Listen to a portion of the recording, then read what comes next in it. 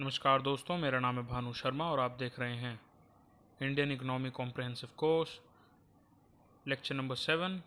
आज इस लेक्चर में हम बात करेंगे human development index, green GDP and some other concepts as well. Now before starting this lecture, here's a small announcement for all of you that Unacademy has come up with new batches for UPSC CSE 2022-2023 which are started from 10th of March. There will be live classes by the top Unacademy educators, both NCERT plus prelims test series for your holistic preparation.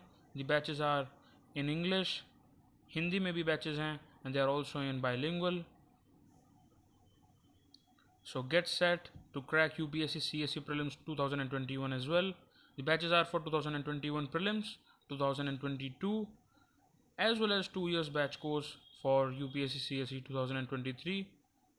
You just have to enroll, download the Unacademy app, enroll in the course UPSC CSE, and when prompted for discount, you just have to use the code ARPITA10 ARPITA10 to get your subscription. Today we'll be talking about Human Development Index, Green GDP and Gross National Happiness Index. So what is Human Development Index? ये जो concept है Human Development Index का, it is a very newer concept. अगर आप इसको economical terms में देखेंगे, economics as a discipline जो है वो 17वीं सेंचुरी से बहुत ज़्यादा इवॉल्व होना शुरू हुआ.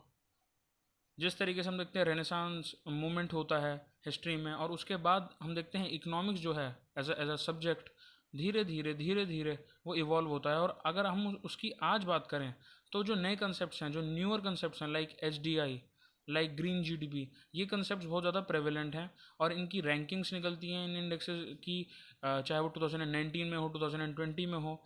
बिकॉज ऑफ कोविड-19 जो इंडेक्सेस थी वो अभी इतनी जल्दी नहीं आ पा रही हैं, लेकिन वो धीरे धीरे आप देखेंगे कि वो करंट अफेयर्स का भी एक हिस्सा बनती हैं.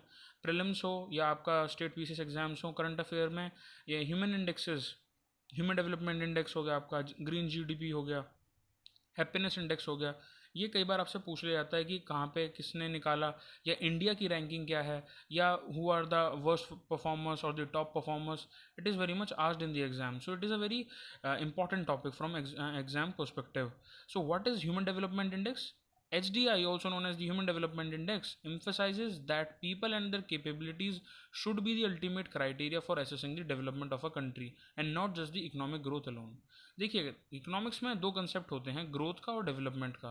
ग्रोथ का जो कंसेप्ट है it is very much incline towards the quantifiable terms. जैसे कि मैंने आपको पिछले लेक्चर्स में भी बताया कि ऐसी चीज़ जिसको आप नंबर्स में, न्यूमेरिक्स में नाप सकते हैं, गिन सकते हैं, समझ सकते हैं, वो ग्रोथ के पर्सपेक्टिव से देखी जाती है इकोनॉमिक्स में.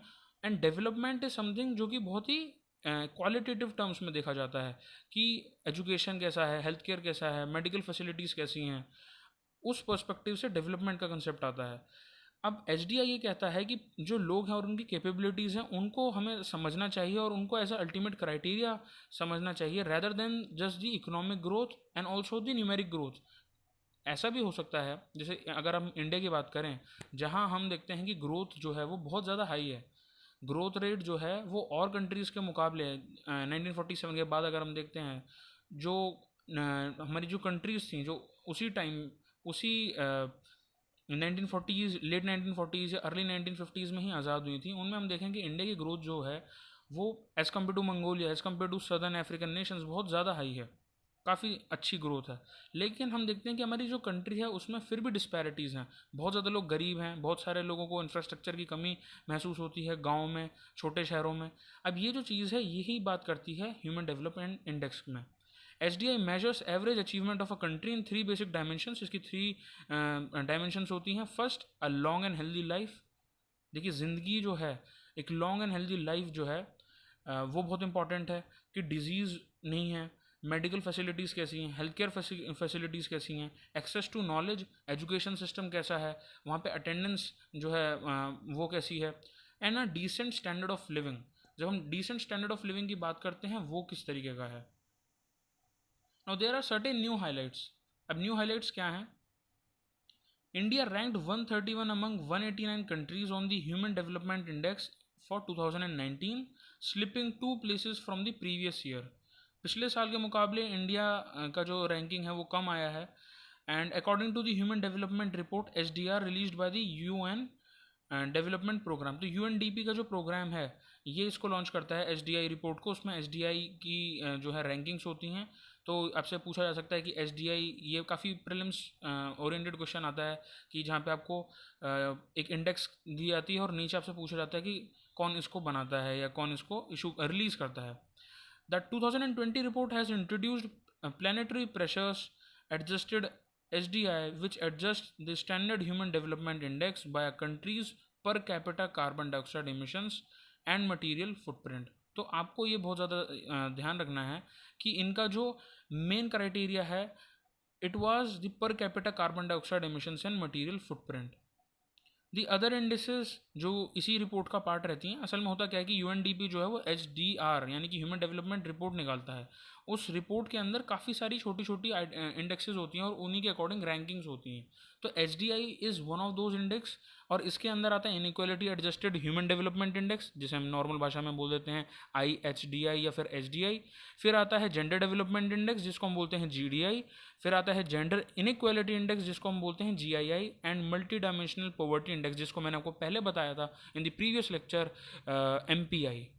सो ये इंडेक्सेस होती हैं. इन्हीं इंडेक्सेस के बेसिस पे कंट्रीज़ को डिफ्रेंशिएट करा जाता है और उन्हीं को इकोनॉमिक जोन्स में भी फर्दर हम देखते हैं जब इकोनॉमिस्ट जो होते हैं उसको डिवाइड करते हैं. जैसे आप बात करें कि जो सदर्न अफ्रीकन कंट्रीज़ हैं या जो एशियन कंट्रीज़ हैं, उनको भी फिर सब डिवाइड करा जाता है कि कहाँ पे ज़्यादा रैंकिंग है, कहाँ पे लो रैंकिंग है. अब आते हैं इसके टॉप परफॉर्मर्स. HDI के टॉप परफॉर्मर्स कौन है? देखिए, Norway has topped the index followed by Ireland and Switzerland. तो नॉर्वे टॉप पे है, उसके बाद Ireland and Switzerland. Hong Kong and Iceland complete the top 5. तो अब टॉप 5 में आपको टॉप 3 याद हों तो ज़्यादा अच्छा है. सबसे पहले आपको याद होना चाहिए Norway, then Ireland and then Switzerland. These are the factual questions that are mostly asked in the state PCS exam. ये टॉप परफॉर्मर्स हैं. आपको देखना होगा कि देखिए स्कैंडिनेवियन नेशंस जो हैं, या अगर हम देखें कि जो यूरोपियन नेशंस हैं, वो ज़्यादा इनमें बेटर परफॉर्मर्स होते हैं. हमेशा इसी तरीके के इंडेक्सेस हो, चाहे वो हैप्पीनेस से रिलेटेड इंडेक्स हो, चाहे वो किसी और स्टैंडर्ड ऑफ लिविंग इंडेक्स हो, उसमें हमेशा आपको ये कंट्रीज जो हैं ज़्यादा टॉप पे नज़र आती हैं. Because of the one simple fact that they were at some point of time imperialist power, they gained the money, they had all the resources. और हम देखते हैं जब न्यू वर्ल्ड ऑर्डर बनता है तो उसके बाद इन कंट्रीज़ के अंदर एक्सेसिव जो मनी है by investment and by all the planning, हम देखते हैं कि नॉर्वे अब टॉप पे है, Ireland and then Switzerland. Now India की परफॉर्मेंस इसमें कहाँ है? हमारा भारत महान जो है उसकी परफॉर्मेंस कहाँ पे है? Overall performance HDI value for 2019 is 0.645, which puts the country in the medium HDI category, positioning it at 131 out of 189 countries. अब 189 कंट्रीज में इंडिया हमारा 131 पे है, which is not good position to hold, क्योंकि India का जो growth rate है अगर आप देखें, it is sufficiently better and as compare to that of many nations जो कि 1947 के अराउंड आज़ाद हुई. लेकिन जब हम ह्यूमन डेवलपमेंट की बात करते हैं तो 131 का स्कोर 189 में आना थोड़ा सा निराशाजनक है. Between 1990 and 2019, India's HDI value increased from 0.429 to 0.645, an increase of 50.3%. अब हम बात करें जो HDI है उसके अंदर भी सब डिविजन्स होते हैं, जैसे कि लॉन्ग एंड हेल्दी लाइफ. सो इसको अगर हम समझें, life expectancy for Indians at birth was 69.7 years in 2019, slightly lower than the South Asian average of 69.9 years. Between 1990 and 2019, India's life expectancy at birth increased by 11.8 years. तो ये जो सब points हैं, you can use them, you can quote it while writing a means answer, जहाँ पे भी आपको human development से कोई रिलेटेड क्वेश्चन आए. And access to knowledge also. देखिए नॉलेज का भी बहुत इंपॉर्टेंट पार्ट है ह्यूमन डेवलपमेंट में. The expected years of schooling in India was 12.2 years compared with the 11.2 years in Bangladesh and 8.3 years in Pakistan. And between 1990 and 2019, mean years of schooling increased by 3.5 years and expected years of schooling increased by 4.5 years. तो धीरे धीरे हम देख रहे हैं कि जो level है HDI के इंडेक्स में वो बढ़ रहा है हमारा ओवरऑल. और रैंकिंग में हम पुश करके बार बार ऊपर की तरफ आते हैं, लेकिन वो इतना सफिशिएंट नहीं कि हम 189 और 131 का जो मार्कर है आउट ऑफ 189 उसको हम एक तरीके से समझें कि ये बिल्कुल बेस्ट पोजीशन है इंडिया की। India's GNI per capita increased by about 273.9% between 1990 and 2019। अब आता है एक नया कंसेप्ट, इसको बोलते हैं ग्रीन जीडीपी। आपने आई एम श्योर कि जीडीपी का जो कंसेप्ट है वो सुना होगा, ग्रॉस डोमेस्टिक प्रोडक्ट, लेकिन जो ग्रीन जीडीपी है it is a very newer based product, newer concept है काफ़ी। The green gross domestic product और green GDP for short is an indicator of economic growth with environmental factors. जी हाँ, इसमें environmental factors को consideration में लिया जाता है, क्योंकि जब भी हम किसी कंट्री की इकोनॉमी के बारे में बात करते हैं तो उसमें सबसे इंपॉर्टेंट पार्ट जो है वो आता है उसकी इकोनॉमिक जोग्राफी का, वो कैसा रीजन है। इंडिया का अगर हम देखें अग्रेरियन सेक्टर है वो बहुत सब डिवाइडेड है, वो आपको नॉर्दर्न प्लेन्स में अलग मिलेगा, डेक्कन रीजन में अलग मिलेगा, नॉर्थ ईस्टर्न स्टेट्स में अलग मिलेगा, जम्मू कश्मीर में अलग मिलेगा, राजस्थान में अलग मिलेगा, कोस्टल रीजन में अलग मिलेगा। तो इस तरीके से जो इकोनॉमी है वो कहीं ना कहीं जोग्राफी से बहुत ज़्यादा जुड़ी हुई है।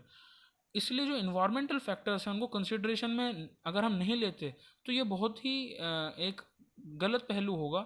जीडीपी से भी ज़्यादा जो है प्रेवलेंट कंसेप्ट जो आप देखेंगे कि आगे भी और अब भी जो ज़्यादा लिया जा रहा है वो है ग्रीन जीडीपी का concept, because it is taken into consideration along with the standard GDP of a country. Remember, green GDP factors biodiversity losses and cost attribute to climate change. देखिए क्लाइमेट चेंज होता है तो हम देखते हैं जैसे Ramsar sites declaration होती हैं और मैंग्रोव्स जो हैं उनको सेव मैंग्रोव्स के जो मूवमेंट्स हैं वो चलाए जाते हैं। अब ये सब कुछ होता इसलिए है जिससे कि हम अपनी बायोडाइवर्सिटी के लॉसेस को कवर अप कर सकें। जितनी भी डेवलप्ड नेशंस हैं उन्होंने कॉलोनियल पावर को दिखाते हुए, इंपीरियलिस्ट नेचर को दिखाते हुए बहुत ज़्यादा अमाउंट में रिसोर्सेज का एक्सट्रैक्शन करा from the colonies.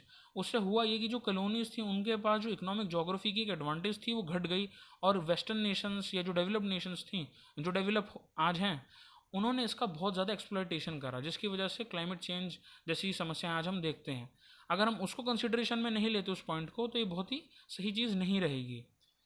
Physical indicators like carbon dioxide per year और वेस्ट पर कैपिटा में be aggregated to indexes like the sustainable development index, जो एसडीआई से भी जुड़ी हुई है। अब आता है कि ग्रीन जीडीपी को हम कैलकुलेट कैसे करते हैं। देखिए जीडीपी का जो कंसेप्ट है it highlights the economic wealth of a nation.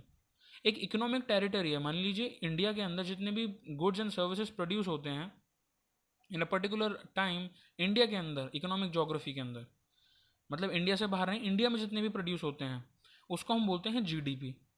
अब ग्रीन जीडीपी को हम कैसे कैलकुलेट करेंगे।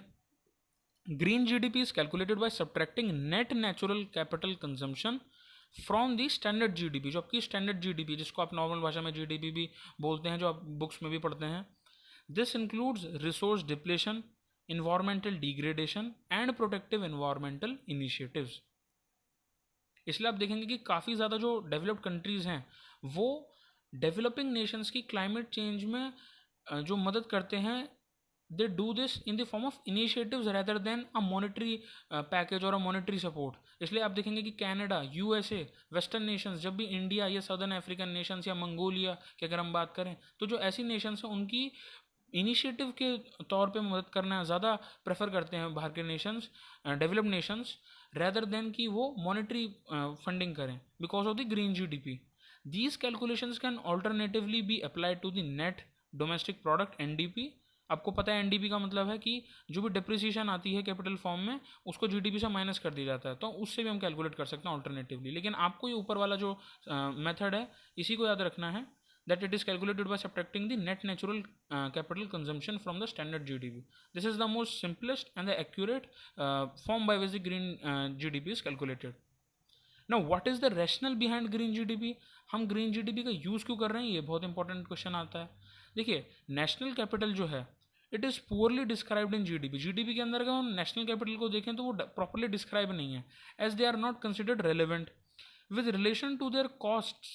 Policymakers and economic planners do not give sufficient importance to benefits that protective environmental projects might give in the future. देखिए जो economic geography है किसी भी रीजन की, अगर आपने कहीं पे पेड़ लगाया, कहीं पे आपने एफॉरेस्टेशन करा या फिर कोई भी और इकोनॉमिक एक्टिविटी करी जो कि वहाँ के रिसोर्सेज को, जो नेचुरल रिसोर्सेज हैं, I am not here talking about the resources जो आप टेक्निकली वहाँ पे फिट करते हैं, इंफ्रास्ट्रक्चर बनाते हैं, या फिर जो डिजिटल रिसोर्सेज हैं, नहीं, जो नेचुरल रिसोर्सेज हैं उनके भी कुछ ना कुछ आप या तो एडवांटेज लेंगे, या तो आप उसको जो है अपनी पॉलिसी में यूज़ करेंगे, उससे प्रोजेक्ट बनाएंगे, जैसे मैनग्रूव प्रोजेक्ट्स जो हैं बहुत ज़्यादा आजकल करंट अफेयर्स में भी हैं, या फिर उनसे आपको जो डिसएडवांटेज हो रही है कि आपके पास वो नहीं है, आपके पास प्रॉपर, जैसे मान लीजिए एग्रीकल्चर प्रोडक्टिविटी नहीं है, तो ये एडवांटेजेस और जो डिसएडवांटेजेस हैं इनको आप न्यूमेरिक बेसिस पे कैसे कवर अप करेंगे। उसके लिए जीडीपी के अंदर कोई इतना साफ मेथड नहीं है। That is the rational behind green GDP की, इसलिए ग्रीन जीडीपी लाया गया, जिससे कि जो एडवांटेजेस हैं और जो डिसएडवांटेजेस हैं उन्हें न्यूमेरिक लेवल पे, क्वान्टिफाइबल लेवल पे हम समझ सकें, not just a numeric basis of the GDP, normal GDP. The positive benefits that may arise out of any forest or agricultural land are not taken into account due to the operational difficulties around measuring and assessing such assets, जैसे मैंने आपको पहले बताया. Also the impact that depletion of natural resources needed to run the economy is accounted for in standard GDP measurements. तो ये आपको समझना ज़रूर आना चाहिए. ग्रीन जीडीपी का जो कंसेप्ट है, it is a very new concept. Now will be talking about gross happiness index, GHI. देखिए, सभी खुश रहना चाहते हैं, और खुश रहना जो है वो कोई एक मेंटल स्टेट तक सीमित नहीं है. उसमें बहुत ज़्यादा रोल आपकी इकोनॉमिक कंडीशंस का भी है, ओवरऑल सोसाइटी का भी है, और उसमें बहुत नंबर ऑफ फैक्टर्स भी जुड़ते हैं, जहाँ पे हम बात करते हैं सोशल वेलबींग की, मेंटल वेलबींग की, फिजिकल वेलबींग की, डिजीज़ फ्री रहने भी एक इसमें का जो है इसका एक डायमेंशन है. प्लस हैप्पी रहने की एक डायमेंशन जो काफ़ी पॉलिसी मेकर्स हैं which are now focusing is on the spiritual well-being as well. So what is the GHI or the Gross Happiness Index? The Gross National Happiness Index is a single number index developed from 33 indicators. देखिए 33 indicators से मिलके बना है, और जो GHI है ये concept काफ़ी 1970s 1980s के अराउंड ये इमर्ज हुआ था भूटान से. इसके अंदर 9 डोमेन्स आते हैं, जैसे साइकोलॉजिकल वेलबींग, उसके बाद स्टैंडर्ड ऑफ लिविंग, आपका रहने का जो लिविंग का जो स्टैंडर्ड है वो, good governance, health, community vitality, cultural diversity, time use and ecological resilience. तो ये कंसेप्ट, ये जो डोमेन्स हैं इनमें चेक करा जाता है. The GNH index is constructed based upon a robust multidimensional methodology known as the Aker-Foster method. तो कई बार आपसे स्टेट पीसीएस में हो सकता है पूछें, वन डे एग्जाम्स में भी, कि एकर फोस्टर मेथड जो है it is related with which of the following indexes. तो वहाँ पे आपको ह्यूमन डेवलपमेंट इंडेक्स दे सकते हैं, वहाँ पे आपको multi dimensional poverty index, gross happiness index. तो उन ऑप्शंस में आपको हैप्पीनेस इंडेक्स को जो है टिक लगाना है. That is the right answer. The concept implies that sustainable development should take a holistic approach towards notions of progress and give equal importance to non-economic aspects of well-being. अब जैसे कि मैंने आपको बताया, gross national happiness is a term. ये जो term है it was first coined by the fourth king of Bhutan, Jigme Singye Wangchuck, in the 1970s. Here you can see his photo. And the GNH measures economic and moral progress as an alternative to gross domestic product measurement in Bhutan. देखिए भूटान का जो concept है human development को लेके, उसमें जो GDP है वो इतना ज़्यादा सेंट्रल रोल प्ले नहीं करता. इनफैक्ट ग्रीन जीडीपी भी इतने मेजर रोल नहीं प्ले करता जितना कि GNH यानी कि ग्रॉस नेशनल हैप्पीनेस प्ले करता है, whether it is in terms of measuring the economics as well as the moral progress. और इसी कंसेप्ट को फिर हम देखते हैं कि United Nation sustainable development solution network ने भी उठाया और इसको यूज़ करा for the first time in 2012 to identify the world happiness report. अब ये वर्ल्ड हैप्पीनेस रिपोर्ट है, इसके बारे में भी हम पढ़ेंगे कि रैंकिंग्स किस तरीके से हैं, कौन टॉप परफॉर्मर्स हैं, कौन वर्स्ट परफॉर्मर्स हैं, और इंडिया की इसमें कहाँ पोजीशन है. देखिए, the world happiness report ranks 156 country by how happy their citizens perceive themselves to be. देखिए हैप्पीनेस जो है वो एक परसेप्शन मैनेजमेंट की भी चीज़ है. आप देखेंगे कि there are certain people who are happy even if they are not that much financially strong, but certain people they are not even happy जो कि बहुत ज़्यादा highest of the highest positions पे हैं. तो it is a very important concept which is closely related to the perception management. The ranks are based on polling होती है, polling का इसका जो है मेथड है, उसके बेसिस पे रैंक्स जो हैं होती हैं. क्योंकि जितनी भी हैप्पीनेस अब रिपोर्ट है उसमें आप ज़्यादा न्यूमेरिक्स का इस्तेमाल नहीं कर सकते. वहाँ पे क्वालिटेटिव मेजरमेंट्स भी यूज़ होती हैं, like your GDP per capita, social support, healthy life expectancy, freedom, generosity and absence of corruption. So absence of corruption is also one important thing. The 2020 report for the first time ranked cities around the world by their subjective well-being and looked into how the social, urban and natural environments combine to affect happiness. अब इसके top performance देखते हैं. Finland is ranked as the world's happiest nation for the third consecutive year. Nordic states dominated the top 10. देखिए मैंने आपको पहले भी बताया था, यूरोप के जो नॉर्डिक स्टेट्स हैं, स्कैंडिनेवियन नेशंस हैं, ये हमेशा ही टॉप परफॉर्मर्स रहते हैं, चाहे वो ह्यूमन डेवलपमेंट इंडेक्स की बात हो, हैप्पीनेस इंडेक्स की बात हो, या जो जो न्यू कंसेप्ट्स हैं इकोनॉमिक्स के, उनकी जो टॉप रैंकिंग निकलती है वो यहाँ से ही निकलती है, यहाँ के ही रैंकर्स होते हैं. Nordic states dominated the top 10 along with the countries such as Switzerland, New Zealand and Austria. तो आपको टॉप 3 नेशंस याद होनी चाहिए. जैसे जो ह्यूमन डेवलपमेंट इंडेक्स था उसमें नॉर्वे था, यहाँ पे फिनलैंड है. And Luxembourg aged into the 10th spot for the first time this year.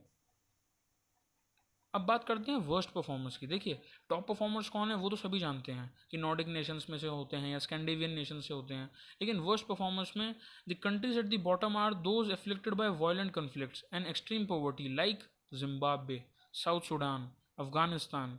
They have been classified as the world's least happy nations. तो आप यहाँ समझ सकते हैं कि कितनी ज़्यादा जो सिचुएशन है वो ग्रेव है. एंड इंडिया की परफॉर्मेंस कहाँ है, हमारा भारत महान की जो परफॉर्मेंस है, India previously ranked at 140, it has drop to 144. So आप समझ सकते हैं कि 4 रैंक से हम गिरे हैं, 4 रैंक से we have been dropped. So it is not a good indicator in terms of the happiness index. Its rank is way lower than its neighbours. Nepal is ranked 92, Pakistan at 66, and Bangladesh at 107, and Sri Lanka is at 130. So it is a very alarming situation. India is a new entrant to the bottom 15 group. So ये समझने की बात है कि जो happiness के index है कहीं ना कहीं उसमें इंडिया की जो परफॉर्मेंस है वो इतनी अच्छी नहीं रही है. दो हमारी न्यूमेरिक टर्म्स में ग्रोथ हाई है, लेकिन हैप्पीनेस इंडेक्स में it is a long way to go. This all for today. Thank you.